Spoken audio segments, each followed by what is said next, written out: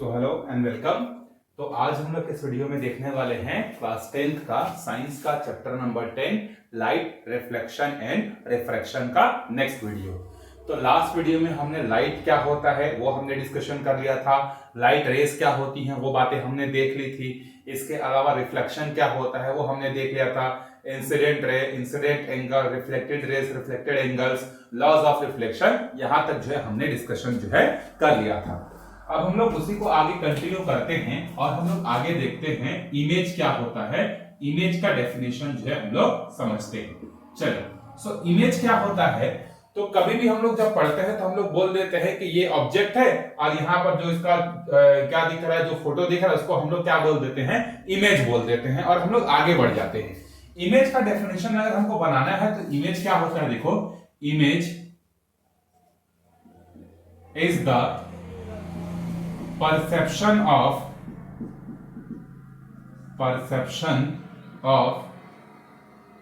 objects. It may be true or virtual। मतलब देखो, image क्या होता है, इमेज जो होता है वो किसी ऑब्जेक्ट का क्या होता है, परसेप्शन होता है। ठीक है, कि वहां पर एक ऑब्जेक्ट रखा हुआ है ऐसा हमको परसीव होता है, ऐसा हमारे दिमाग में जो है क्या बनता है, परसेप्शन बनता है, उसी को हम लोग क्या बोलते हैं, इमेज बोलते हैं। ठीक है, ये ट्रू भी हो सकता है या वर्चुअल भी हो सकता है। ट्रू मतलब रियल भी हो सकता है या वर्चुअल भी हो सकता है। रियल मतलब जैसे, या ट्रू मतलब, ट्रू का ही मतलब क्या होता है, रियल होता है। ठीक है, रियल का एग्जांपल आप कहां देखते हैं, सिनेमा घरों में देखते हैं। जैसे सिनेमा घरों में एक बड़ा सा इस तरीके का व्हाइट कलर का बोर्ड लगा होता है, ठीक है, और क्या होता है कि दूर से जो है क्या होता है, एक लाइट रेस इस पर पड़ता है और जब इस पर लाइट रेस पड़ता है तो वहां पर हमें इमेजेस जो है क्या होते हैं, हीरो के, हीरोइन के, ऑब्जेक्ट्स, बिल्डिंग्स वगैरह जो है हमको दिखते हैं। तो वो हमारा क्या है, रियल इमेज या रियल या ट्रू इमेज जो है उसको हम लोग बोलते हैं। ठीक है, वर्चुअल मतलब क्या होता है, वहां पर जो है हम लोग उसको देख नहीं सकते, बस अपीयर कर सकते हैं कि यहां पर ऐसा चीज हो सकता है करके। जैसे गर्मी के दिनों में जो क्या होता है, मतलब मिराज के बारे में आपने सुना होगा। गर्मी के दिनों में रेगिस्तान में क्या होता है, हमको दूर से ऐसा लगता है कि वहां पर पानी है करके, इस तरीके की फीलिंग होती है। ठीक है, तो वो आपका क्या है, फीलिंग, बस रियल में ऐसा कुछ भी जो है नहीं होता है। तो इमेज क्या है, इमेज जो होता है किसी भी ऑब्जेक्ट का क्या होता है, परसेप्शन होता है। अब ये दो टाइप के होते हैं। ठीक है, आगे देखते हैं types of image. Types of image, दो तरीके के इमेज होते हैं। एक को हम लोग बोलते हैं रियल या इसी का दूसरा नाम है ट्रू इमेज। ठीक, दूसरा क्या होता है, वर्चुअल, वर्चुअल इमेज। ठीक है, तो देखो रियल इमेज क्या होता है, रियल इमेज वो टाइप्स ऑफ इमेज होता है जिसको हम लोग स्क्रीन पर क्या कर सकते हैं, पा सकते हैं। सो गेट ऑन स्क्रीन मतलब जिसको हम लोग स्क्रीन पर क्या कर सकते हैं, ला सकते हैं, और जिसको हम लोग जो है स्क्रीन पर जो नहीं ला सकते हैं वो क्या है, आपका वर्चुअल। तो सिनेमा हॉल में आप जो आप मूवी देखने जाते हैं वो आपका रियल है क्योंकि आप उसको स्क्रीन पर देख सकते हैं। वर्चुअल जो होता है जिसको हम लोग स्क्रीन पर जो है नहीं देख सकते हैं। तो ये हो गया आपका इमेज। अगला डेफिनेशन हम लोग देखेंगे किसका, मिरर का। तो मिरर क्या होता है, so mirror is a surface through which light strikes and changes the direction। मतलब मिरर क्या होता है, एक इस तरीके का सरफेस होता है जिस सरफेस पर अगर लाइट रेस पड़ती हैं तो वो लाइट रेस क्या होती हैं, अपना डायरेक्शन जो है चेंज कर देती हैं, या वहां पर रिफ्लेक्शन का फिनोमिना जो है वहां पर होता है। तो आप इसका दूसरा डेफिनेशन क्या बना सकते हैं, mirror is a surface through which reflection can be happen या रिफ्लेक्शन इज हैपन। जिस पर रिफ्लेक्शन होता है उस सरफेस को हम लोग क्या बोलते हैं, मिरर बोलते हैं।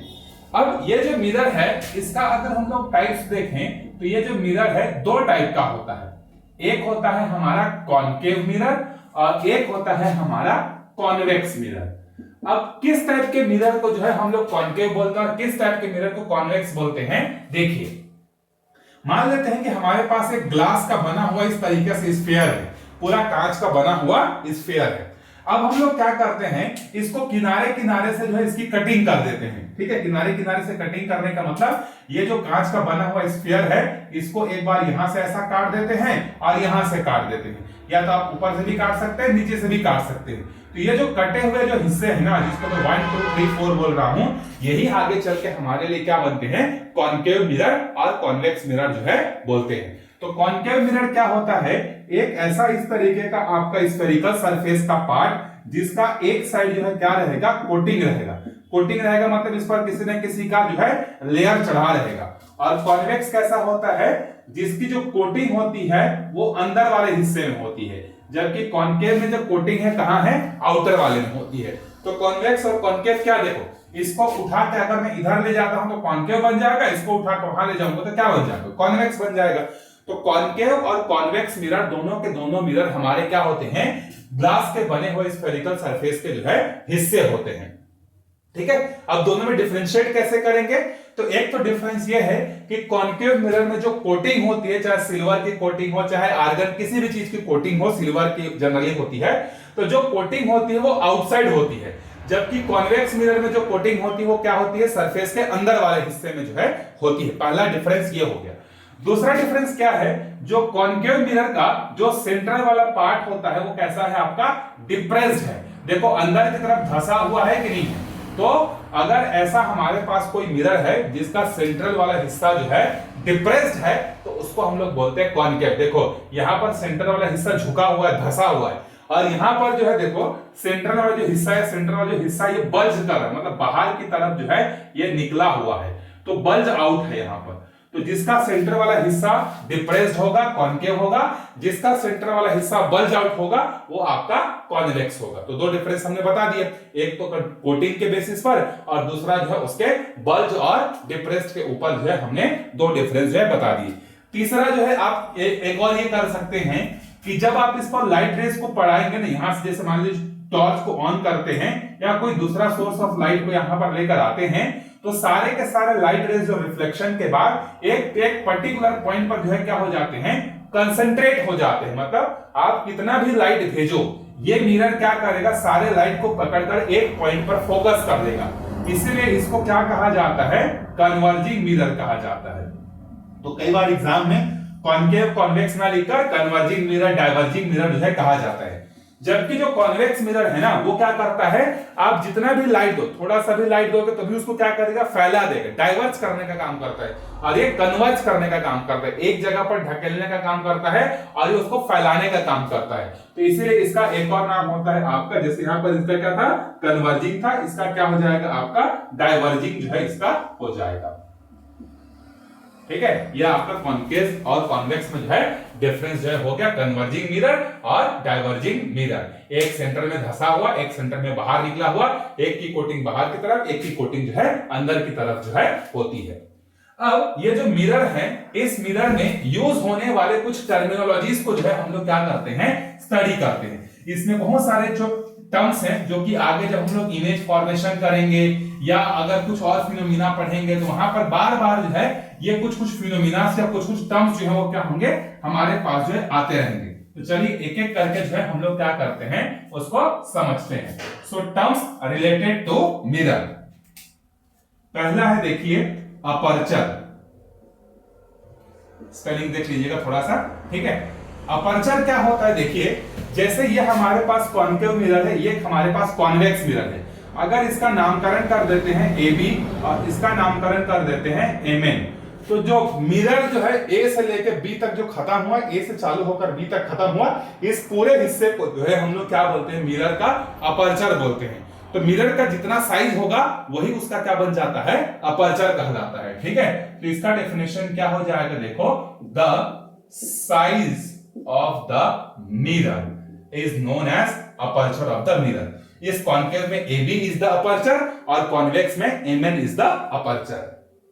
अब देखिए हम लोग जो है ना हमेशा क्या करेंगे, कॉन्केव मिरर को लेकर चीजों को समझेंगे, क्योंकि कॉन्केव मिरर को लेकर समझना क्या होता है, बहुत ज्यादा आसान होता है। तो ये हो गया A वाला हिस्सा, ये हो गया B वाला हिस्सा, तो AB is the aperture। अब ये जो मिरर है ना, इसका जो सेंट्रल वाला पार्ट होता है, सेंट्रल वाला जो पॉइंट होता है, उसको हम लोग बोलते हैं पोल बोलते हैं। क्या बोलते हैं उसको? पोल। सो पोल क्या है? Pole is the centre part और पॉइंट ऑफ द अपर्चर। जो अपर्चर है आपके मिरर का, उसका जो सेंट्रल वाला जो पार्ट होता है, उसको हम लोग बोलते हैं पोल, और इसको डिनोट करते हैं, it is denoted by capital P। आप लिख सकते हैं, मैं यहां पर कैपिटल P ब्रैकेट में लिख दिया हूं, आप अगर नोट्स बनाएंगे तो आप यहां पर लिख सकते हैं it is denoted by capital P करके। ठीक है, तो दूसरा हो गया हमारा पोल हो गया। तीसरा हो गया, देखिए सेंटर ऑफ कर्वेचर। अब देखो सेंटर ऑफ कर्वेचर क्या होता है। जैसे मैंने अभी आपको थोड़ी देर पहले बताया था कि चाहे कॉन्केव मिरर हो चाहे कॉन्वेक्स मिरर हो, ये दोनों के दोनों आपके स्फेरिकल सरफेस से काटकर बनाए जाते हैं। तो इस स्फीयर का कुछ सेंटर होगा कि नहीं होगा? आंसर यस, इस स्फीयर का ये सेंटर होगा। तो उसी तरीके से यहां पर ये जो मिरर जो बना हुआ है, ये भी तो किसी न किसी स्फेरिकल सरफेस का इस तरीके से हिस्सा रहा होगा, है कि नहीं? तभी तो ये ऐसा बना है ना। तो इस स्फेरिकल सरफेस का जो सेंटर वाला पार्ट होता है, या इस स्फीयर का जो सेंटर पार्ट होता है, उसको हम लोग बोलते हैं सेंटर ऑफ कर्वेचर, और इसको डिनोट करते हैं कैपिटल C से। तो सेंटर ऑफ कर्वेचर क्या है देखिए, तो यहां पर जो कॉन्वेक्स या कॉन्केव है, is the part of sphere and the centre of the sphere is known as the centre of curvature. तो डेफिनेशन क्या बनेगा? एवरी कॉन्केव और convex mirror is the part of sphere, है कि नहीं? स्फीयर का पार्ट है कि नहीं? उसे से तो कटकर बने हैं। is the part of the sphere and the center of the sphere is known as centre of curvature. COC लिख दिया हमने इसको। तो चाहे कॉन्वेक्स हो चाहे कॉन्केव हो, कॉन्वेक्स या कॉन्केव कुछ भी होता है, वो हमेशा किससे मिलकर बना होता है या किसका हिस्सा होता है? तो वो हमेशा जो है किसी न किसी स्फेरिकल सरफेस का क्या होता है? हिस्सा जो है होता है। और जो भी स्फीयर होता है, उसका जो सेंटर वाला पार्ट होता है, उसी को हम लोग क्या बोलते हैं? सेंटर ऑफ कर्वेचर जो है बोलते हैं। तो P क्या हो गया आपका? पोल हो गया, और C क्या हो गया? सेंटर ऑफ कर्वेचर हो गया। चलिए आगे बढ़ते हैं। देखिए प्रिंसिपल एक्सिस, अगला डेफिनेशन है हमारा प्रिंसिपल एक्सिस। अब देखिए प्रिंसिपल एक्सिस क्या होता है? It is the imaginary line passes or joining the center of curvature and pole of the mirror। तो देखो आपका प्रिंसिपल एक्सिस क्या हो गया? एक ऐसा इमेजिनरी लाइन जो कि क्या करता है? सेंटर ऑफ कर्वेचर और पोल दोनों को जोड़ता है। ऐसे इमेजिनरी लाइन को हम लोग क्या बोलते हैं? प्रिंसिपल एक्सिस जो है बोलते हैं। तो ये वाला हमारा क्या है? प्रिंसिपल एक्सिस है। ठीक है, इसको प्रिंसिपल इसलिए कहा जाता है क्योंकि ये एक स्पेशल लाइन है। आप क्लास 9th में 8th में पढ़े होंगे कि एक पॉइंट से आप कितने लाइन ड्रॉ कर सकते हैं, या एक पॉइंट से कितनी लाइनें पास हो सकती हैं। तो आंसर है एक सिंगल पॉइंट से इनफाइनाइट नंबर ऑफ पॉइंट्स जो है गुजर सकती हैं। लेकिन अगर मैं बोलूं कि दो पॉइंट्स को जोड़ने से या दो पॉइंट से कितनी कॉमन लाइनें पास हो सकती है, तो आंसर है एक ही पास हो सकती है। तो यहां पर अगर हम लोग C पर अगर लाइन ड्रॉ करेंगे तो C पर infinite number of lines draw हो सकती हैं। अगर P पॉइंट पर ड्रॉ करने जाएंगे तो वहां पर infinite number of lines draw हो सकती हैं।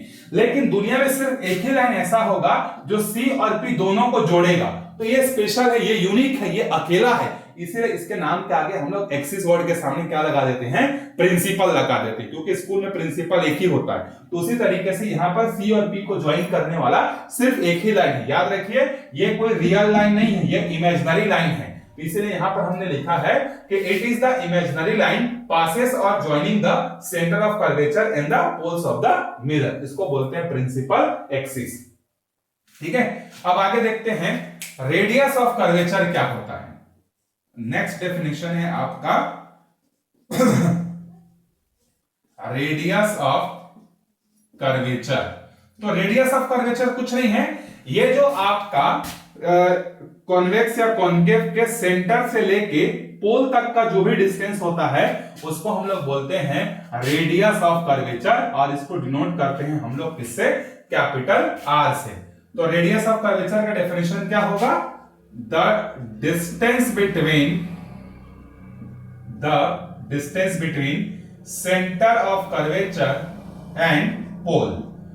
पोल से लेके सेंटर ऑफ कर्वेचर का ये जो भी डिस्टेंस है ना, इस डिस्टेंस को हम लोग क्या बोलते हैं, रेडियस ऑफ कर्वेचर जो है उसको हम लोग बोलते हैं। चलिए इस साइड को मैं हटा देता हूं और यहां पर आगे की डेफिनेशन जो है हम लोग कंटिन्यू करेंगे। ठीक है, जो डेफिनेशन, ये जो चीजें आपका कॉन्केव मिरर में होती हैं वही सारी चीजें कॉन्वेक्स में भी होती हैं, लेकिन कॉन्वेक्स को थोड़ा समझना डिफिकल्ट हो जाता है, इसलिए हर टर्मिनोलॉजी को हम लोग किससे समझते हैं, कॉन्केव मिरर से जो है समझते हैं। तो रेडियस ऑफ कर्वेचर के बाद आगे देखते हैं हम लोग फोकस क्या होता है। तो अगला डेफिनेशन है हमारा फोकस का। ठीक है, तो फोकस क्या होता है,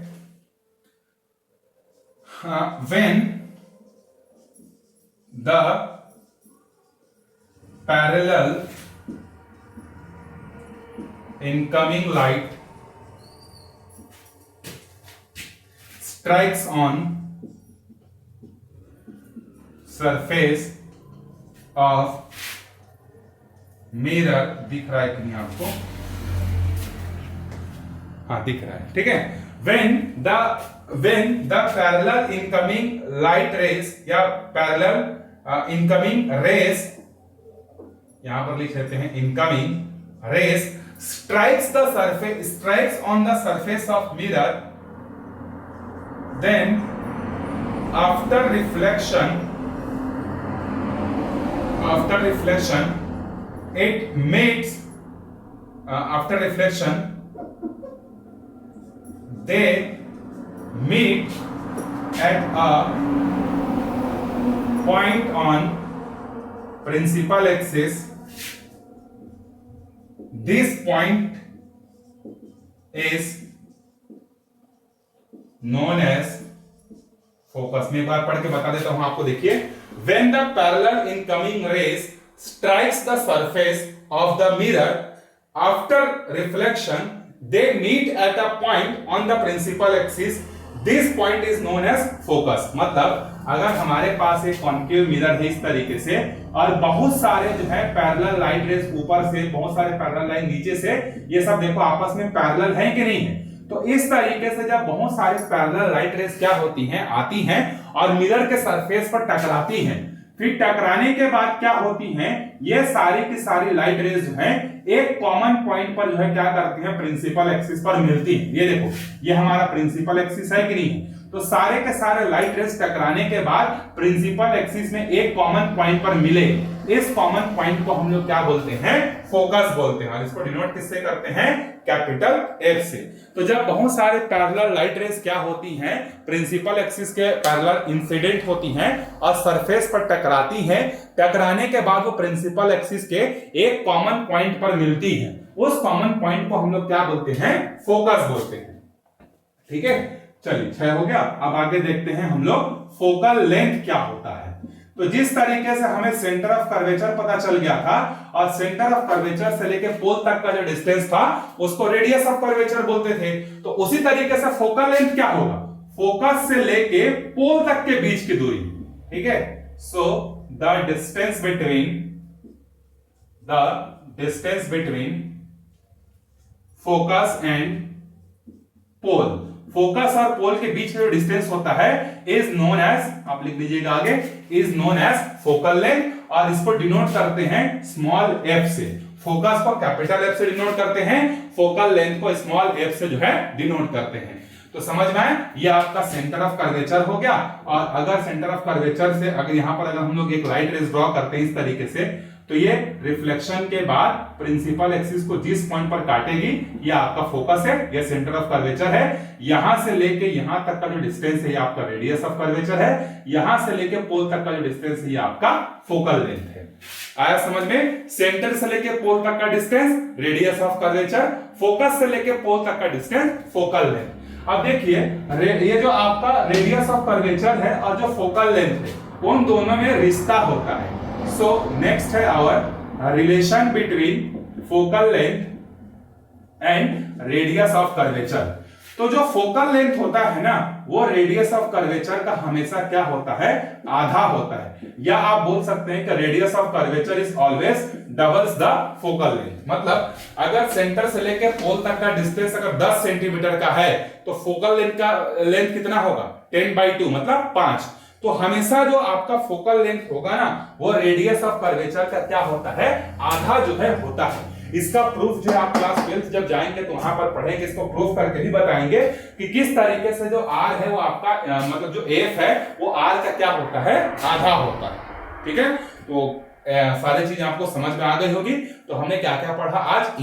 इमेज क्या होता है? किसी ऑब्जेक्ट का परसेप्शन होता है। ये रियल हो सकता है, वर्चुअल भी हो सकता है। जिसको अगर हम लोग स्क्रीन पर देख पाते हैं वो रियल है, जिसको स्क्रीन पर नहीं देख पाते हैं वो क्या आपका वर्चुअल है। फिर मिरर क्या होता है? मिरर एक ऐसा सरफेस होता है जहां पर रिफ्लेक्शन का फिनोमिना होता है। दो टाइप के होते हैं, एक कॉनकेव होता है, दूसरा क्या होता है? कॉन्वेक्स होता है। कॉनकेव में क्या होता है? सेंटर वाला पार्ट डिप्रेस्ड होता है। कॉन्वेक्स में क्या होता है? आपका सेंटर वाला पार्ट डिप्रेस्ड होता है। एक को हम लोग बोलते हैं कन्वर्जिंग मिरर, दूसरे को क्या बोलते हैं हम लोग? Diverging mirror. फिर उसके बाद हमने उस मिरर में यूज होने वाले टर्म्स देखे, जैसे अपर्चर क्या होता है?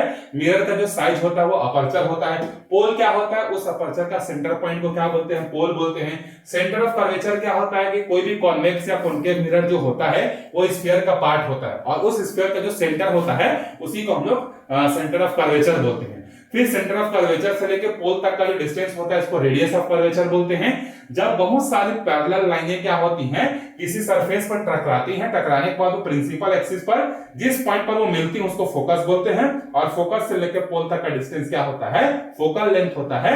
और रेडियस ऑफ कर्वेचर जो होता है वो फोकल लेंथ का डबल होता है, या फोकल लेंथ जो होता है रेडियस ऑफ कर्वेचर का क्या होता है? हाफ होता है। यह हमने आज के वीडियो में देखा।